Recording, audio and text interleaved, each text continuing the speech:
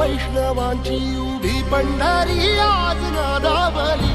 तुझे नाव ओठी तुझे रूप ध्यानी जीवाला तुझी आस गा लागली. जरी बाप साऱ्या जगाचा परी तू आम्हाले कराची